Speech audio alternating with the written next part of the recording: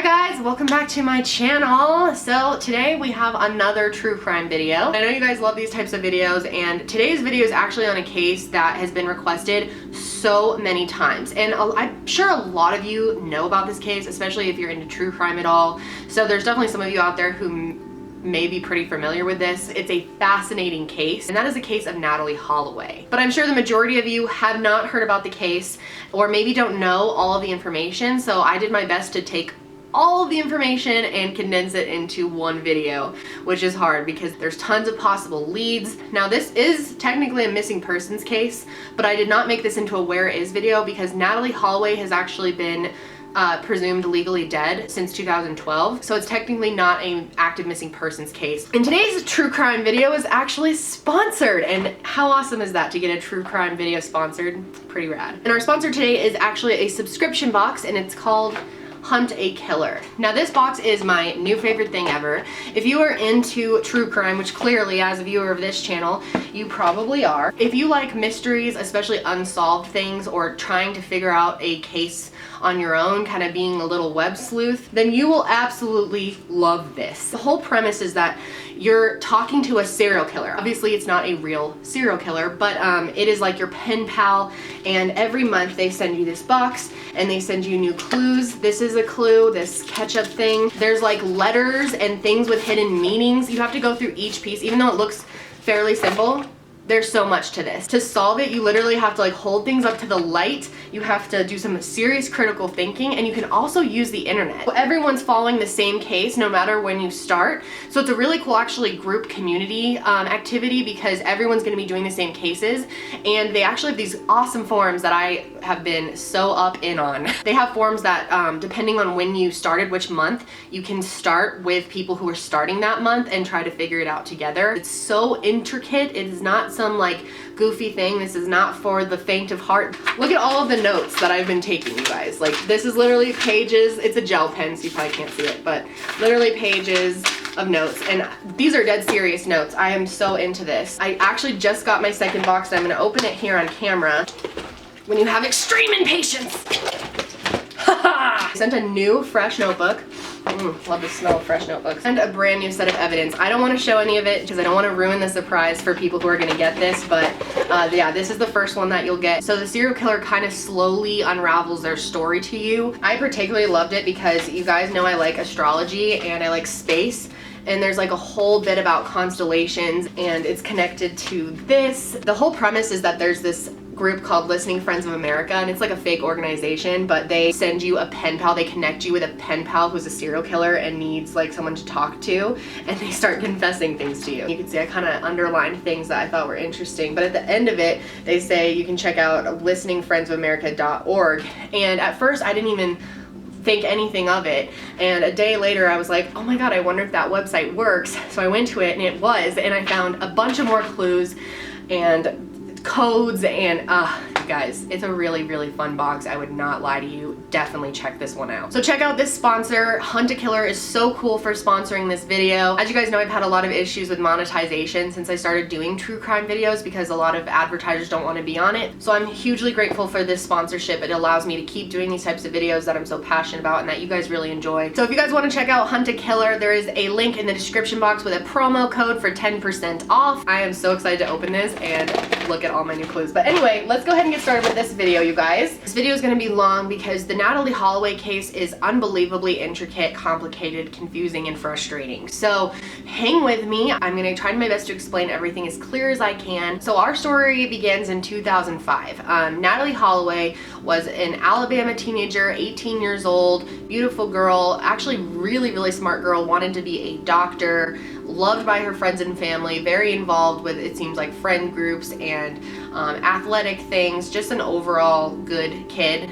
She had just graduated high school that May of 2005. She was a beautiful person. She was so kind.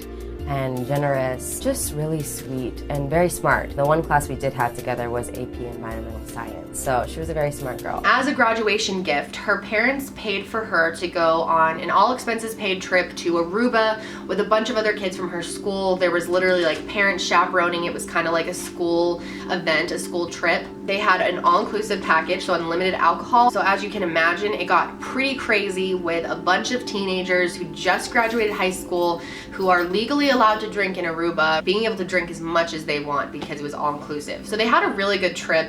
They had a fun time. They had heard that the best place to go was a place called Carlos and Charlie's, and it was a tourist bar type thing, really fun atmosphere. And before they left to go to Carlos and Charlie's, they stopped by a casino. While they were at this casino like table, they met a guy named Joran. So I remember seeing Joran Van der Sloot at the casino at our hotel, and I remember chatter of him, like he's so cute, who's gonna hook up with him. I was playing blackjack, it's the only game I know how to play, but I don't know what he was playing, but he was there. He was there multiple nights of our trip. Joran Van der Sloot. Now what's really weird is he low-key looks like my husband a lot. I promise you Josh is not Joran Van der Sloot, but look at the pictures of them like when Josh was a teenager. It's like weird how much they look alike. But anyway, he's like a good-looking guy.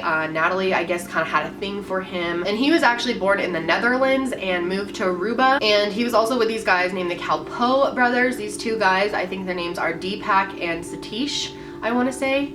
And the girls actually invited them to come along with them to Carlos and Charlie's to celebrate with them the rest of their last night there. We had been to Carlos and Charlie's, the bar, at least 2 other nights.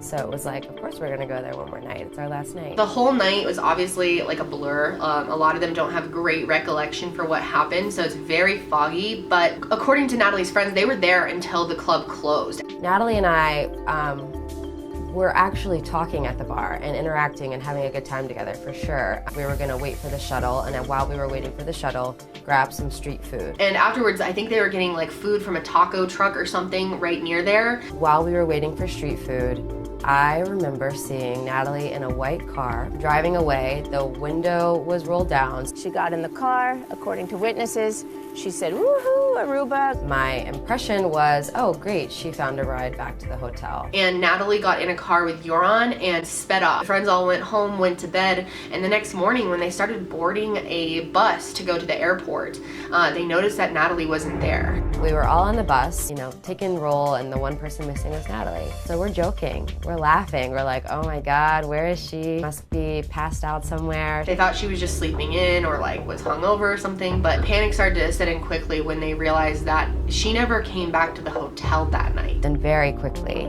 it turned into, oh my God, where is she? Like, how come we can't find her? And it quickly turned to hysterics. The friends were instantly worried about Joran. They had a bad feeling about him. They realized that he was the last person they saw with her. Natalee was not like a major party girl. She actually wasn't used to this type of partying. So one of the moms that was sponsoring the trip called Natalee's mom, Beth. And you may recognize her from the show Vanished.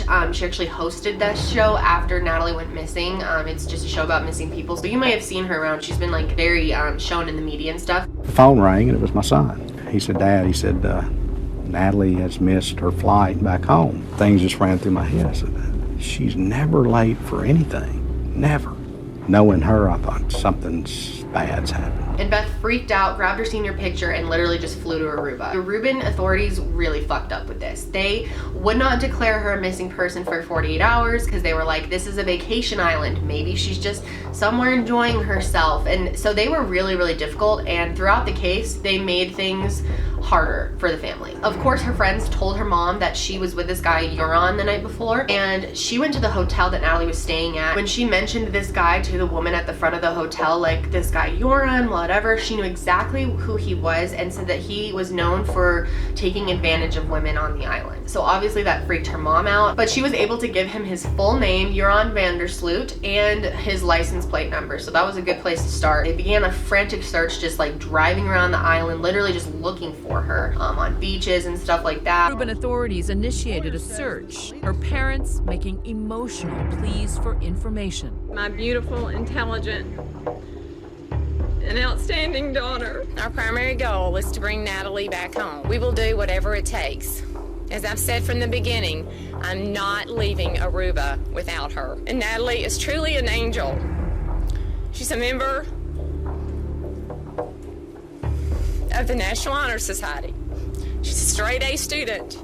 Now, a lot of this is really foggy because this was a long time ago. It's hard to figure out exactly what happened in those first couple of days after she went missing, but they had a couple of different suspects. 3 theories. One is, as you all know, these persons of interest might have done something wrong to Natalee. That's one area. The other area is that this person is just missing in terms of somewhere else for whatever reason. And the last theory is, of course, a kidnapping. It wasn't just Joran from the beginning, and it's possible that it wasn't Joran that did it. And Joran and his friends were known on that island for picking up girls from Carlos and Charlie's, bringing them back to their apartments for like gangbangs, literally. And they were known for roofing girls. And when the police brought Joran in for questioning, he said that he was with her, but he dropped her off at the hotel. The Calico Brothers, they were there. They confirmed this story. We just dropped her off at the hotel. Quickly determined that that was a lie because the security footage in the hotel showed that Natalee never came in that night. She did not go back to the hotel. So then their story completely changed.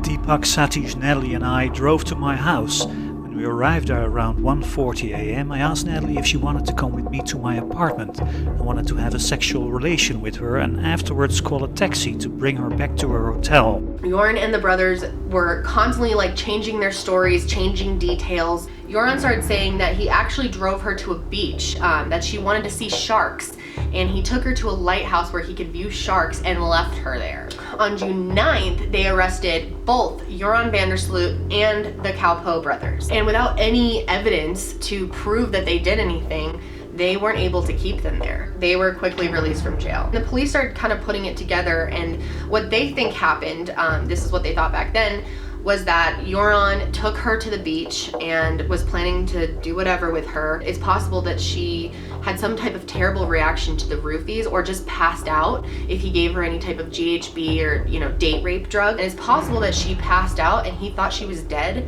and so he got rid of her in some way. Final statements that the guys gave to the police was that they dropped her over by these like abandoned fishing huts. But there were actually fishermen there that night, and they said that there's just no way in hell that there was a girl dropped off in that area that night. We arrived just after midnight at the fisherman's hut and stayed there until 4:30. If someone says that he came there with a girl, he's telling lies. It would have been impossible that they were there without us having seen them, unless all 3 of us were blind and deaf. So obviously very, very sure that no one else was there that night. And like I said, Joran changed his story literally like the weather. One of the theories was that she was raped by a man over near those fisherman huts if she really did get dropped off there. There was a woman named Tracy who 9 days before Natalee went missing, she was almost raped. My family and I were there on vacation, and we stay at the Marriott. So just after sunrise, I got up early and started to walk the beach looking for shells. She was just running along the beach near these fishermen huts. And as I walked by, looking at the ocean, I looked back, and there was a man sitting down in one of those little picnic areas. And as I turned around and headed back, that man that had been sitting in those little picnic areas pulled his car around, left it running, and left the doors open. And this naked dude popped out and tried to grab her and ran up to me and blocked my way so that I could not get back to my hotel. Absolutely trying to get me to his car. Tried to get her, and she figured he was probably gonna rape her or something, and she was strong enough to fight back, actually got away. Tracy resists and draws the attention of some people further down the beach. And he finally threatened me, told me he would come back and kill me if I moved, and fled to his car.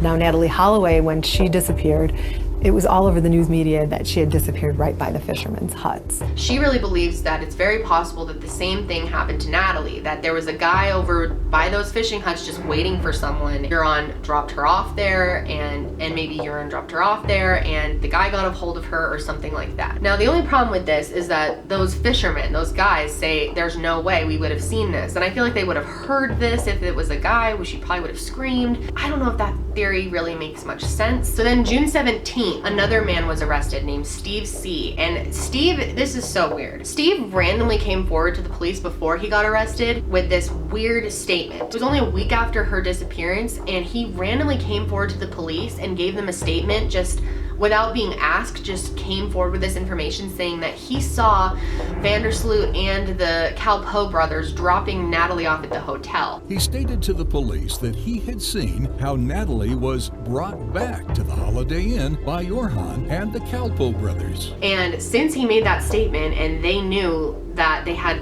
footage and she was not dropped off at the hotel, that just makes him a suspect immediately. Red flags, because he's just clearly making something up. So yeah, he was arrested on June 17th, and I feel like a lot of people haven't done enough research on him, or he's not covered enough. In 2005, Steve worked as a DJ under the name DJ Diablo, and he was actually working on a party cruise called The Tattoo. And when they started to question him, he said that that night he was working out on the cruise boat that he DJ'd on, and he fell asleep on there and slept on the boat. So it would have been impossible for him to be anywhere near Natalee. And I mean, it just doesn't make any sense, because it's like, well, then how did you see them bring her home? And it doesn't just really isn't adding up. And the owner of the boat said that he wasn't working that night, and he was arrested for giving a false statement. He claimed to be at a different bar that night. Before he went to work, he was like out at bars. The people that own Carlos and Charlie's said that he was there that night with all of them, even though he denies this. And he said he didn't get back onto the boat to sleep until like 4, but that doesn't make any sense, because all of the bars and stuff that he would be coming from closed at 2. Like, none of his story made sense. If you're sitting there confused, it's because it's confusing. There's no sense to be made out of this. I believe that they didn't find enough evidence to keep him in jail or to do anything with this, so he was let go. I believe he still works somewhere in Aruba. The police started to kind of shift their theory a little bit. They thought that it's very possible that Joran's father, Paulus Van der Sloot, was involved with this in some way. They believe that he has ties to the mafia. I don't believe there's any like for sure proof. They believe that he had some type of involvement with that kind of stuff and would know how to get rid of a body. Their theory was kind of coming together as Joran went to go take advantage of her. She maybe passed out or something went wrong, called his dad, and his dad came and got rid of her. That's what they really started to think. So he was actually arrested on June 22nd, 2005. Now think about it. It is Aruba. It's an island surrounded by water. The chances of her body still even being on the island are so slim, because the easiest way to get rid of a body is to just drop them in the ocean, and they will be headed towards the Panama Canal. You probably would never find a body that way. And it was actually June 26th that they released both Steve and Paulus from the jail at the same day. They just couldn't keep them there anymore. They couldn't detain them because they didn't have enough information or proof. And meanwhile, Natalee's family is looking all over for her. Her parents were divorced, but they, I think, came together and worked together to try to find her. They had divorced years before this. Everyone was just completely devastated. Her dad and her mom worked endlessly to try to find her. They were constantly out there looking for her, trying to get media coverage, trying to get more attention to the story. They were offering a reward for $200,000, but on July 25th, they decided to bump that up to $1 million. So Natalee's parents continued to search for her throughout the next 2 years. But Van der Sloot's story kept changing. At first, he told her parents he dropped Natalee off back at the hotel. But when pressed by police, he claimed he left her alone on the beach. Still, when Chris Cuomo spoke with him in early 2006, he was adamant he was innocent of any wrongdoing. Did you kill Natalee Holloway? No. Did you harm Natalee Holloway? No. And nothing happened, nothing big happened until 2007. November 21st, 2007, so about a year and a half after Natalee went missing, the Calico Brothers and Van der Sloot were re-arrested in the case. There's still absolutely no answers, nothing, and on December 18th of 2007, the Aruban authorities declared the case closed. All suspects were released. What did that feel like when you heard case is closed, case being your daughter? It's been such an emotional roller coaster from the beginning that when I heard the news, I can't tell you if that hurt worse than the day they released the suspects in July of 2005. The biggest problem was there's no body, there's no evidence, there's nothing. There's no good clues. I mean, it's almost like she just disappeared. Many saying Natalee's parents were victims of an investigation botched from the start by Aruban authorities. Little did they know, they weren't just looking for a kidnapper or a killer. They were up against the whole Aruban government. Do you feel the Aruban authorities handled the investigation well?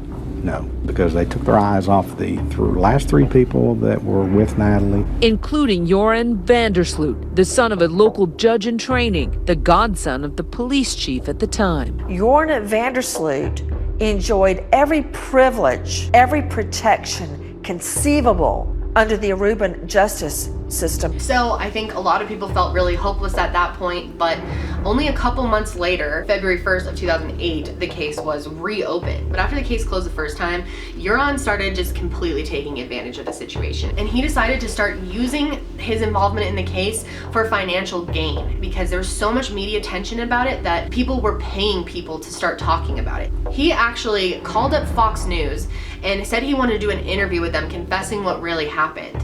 And of course they wanted to do it, and they paid him, I think it was like $25,000. They did the interview and everything. The host, Greta, she did it. I'll put in some clips if I can find some.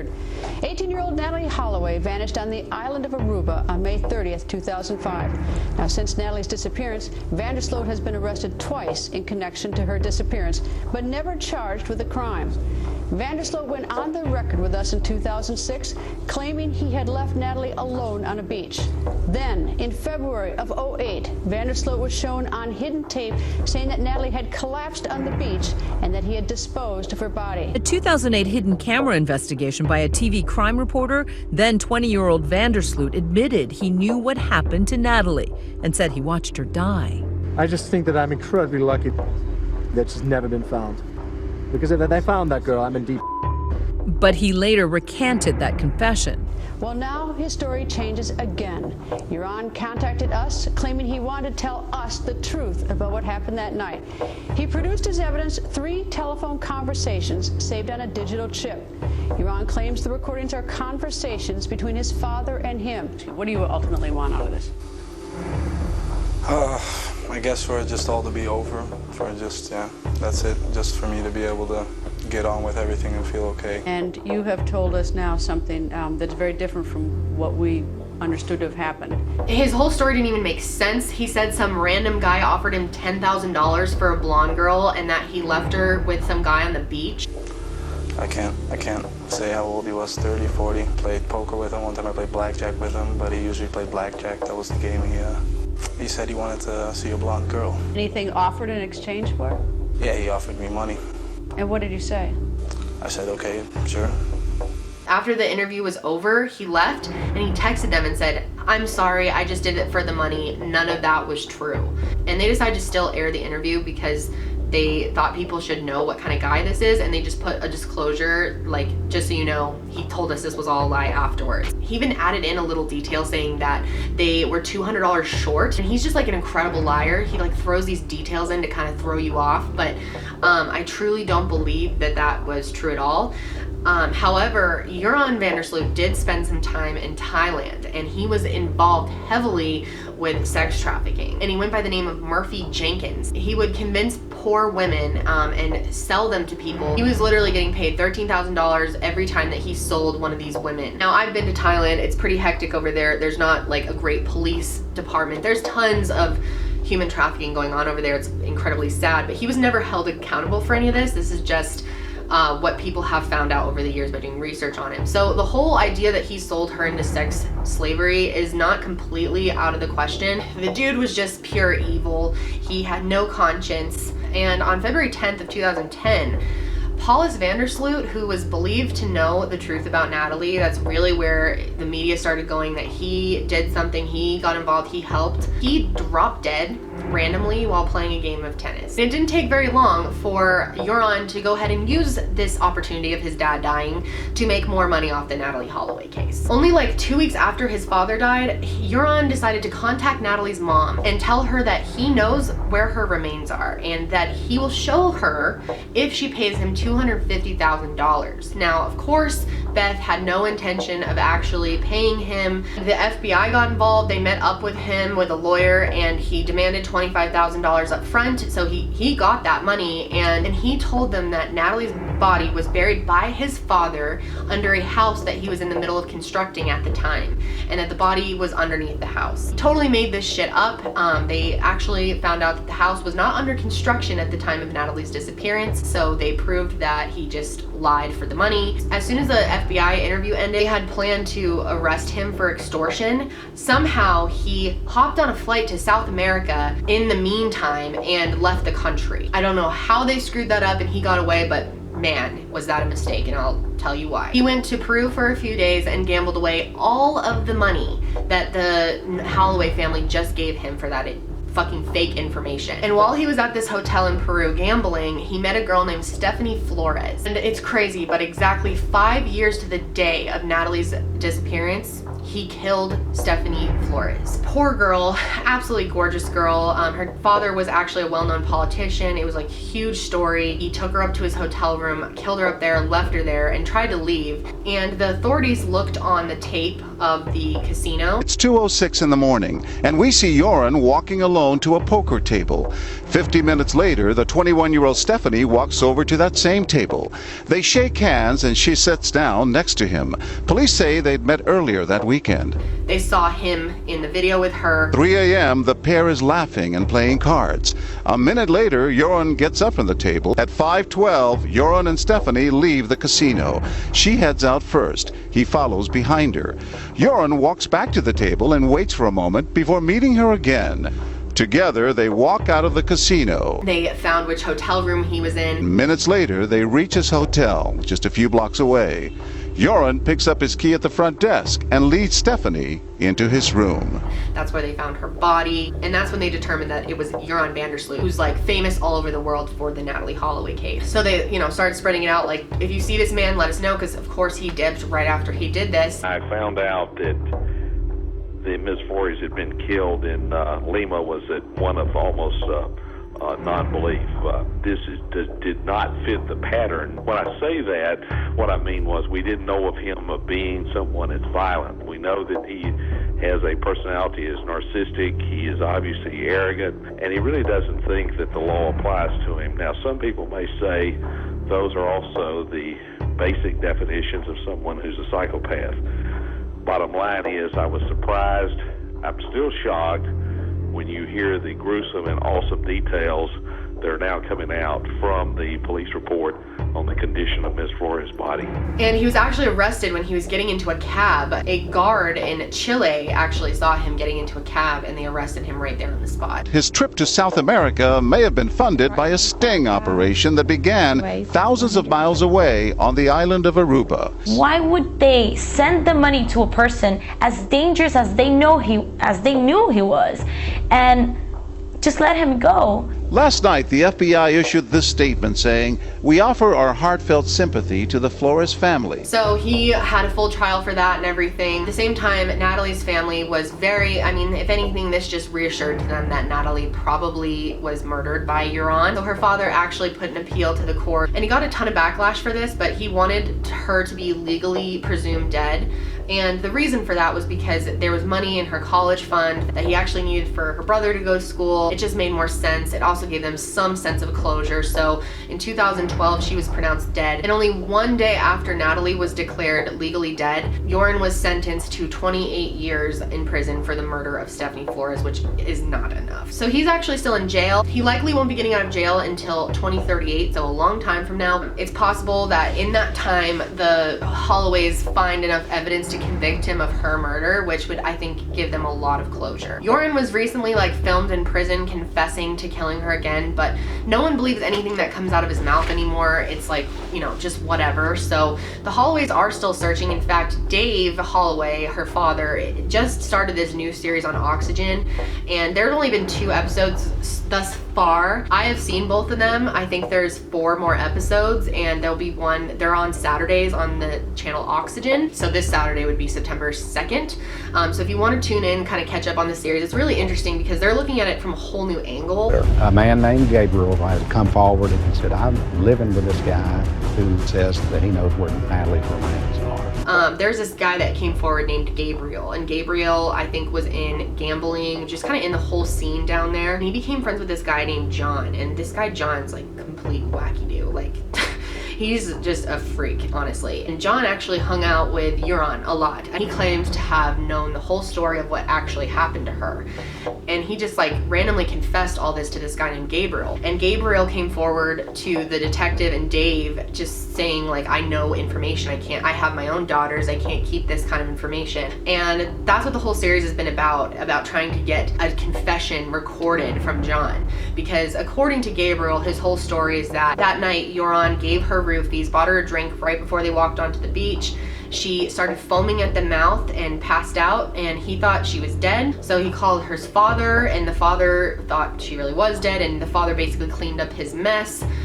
Terrible story too, that they broke her legs in half, that after she was dead they had to like break her bones to like fit her into this bag, and then they went and buried her out in the desert underneath a cactus. According to this guy John, a few years later, Joran was starting to get word that they were gonna find her body, and he paid John to go out, find this body, take Natalee's body, this has been years by the way, and bring her out into the ocean, drop her in the ocean. And he claims that he did that, according to what he said to Gabriel. Now the problem is, he never said anything like this to Gabriel like on the phone. There's no recording or anything, so there's no proof that he even said any of this. So obviously they're offering a ton of reward money, so they have to be really cautious about any tips that come in.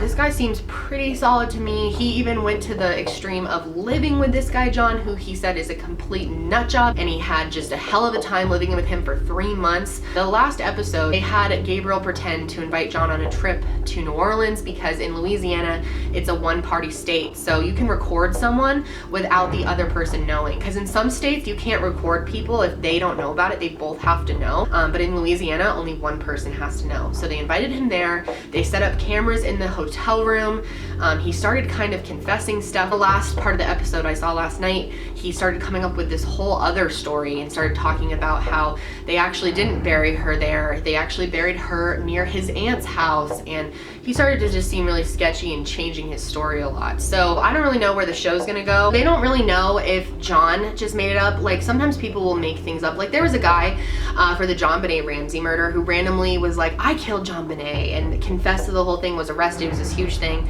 Turns out he didn't have any involvement in it, he was just obsessed with the story. So John is for sure Joran's friend. He has pictures with him. Interested to see where the rest of the series goes. And there has been a new development. There were remains found, and they have just determined that they are of European descent. If the results come back and it turns out that those are Natalee Holloway's remains, I will be updating the description box with that. So yeah, that's the Natalee Holloway case in a nutshell, I guess, without being able to go into too much detail. Honestly, that's why there's so many series, like 6-part series and stuff, because there's so much to talk about. There's so many possibilities. So if you're interested in this case and want to know more, definitely don't let this be the last bit of information you give yourself. There's so much more online, there's so much more to read. I personally don't think Natalee Holloway is alive or will ever be found, but I mean, it is possible if she did get sold into sex trafficking, but I mean, the remains will really determine a lot about where we're at with things. So we'll see what comes back. I just hope for the family's sake they get some closure. These poor people have been through so much. Can't imagine my life having ended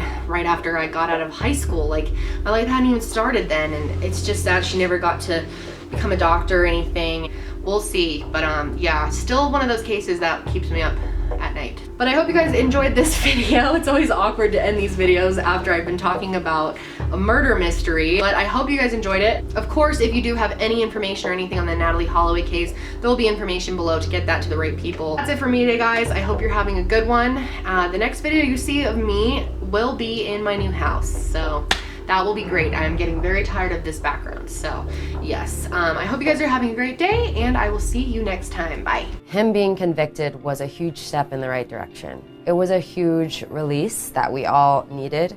Today, Beth Holloway focuses on the things that make her happy: family, motivational speaking, and spending summers in Montana managing a horse ranch.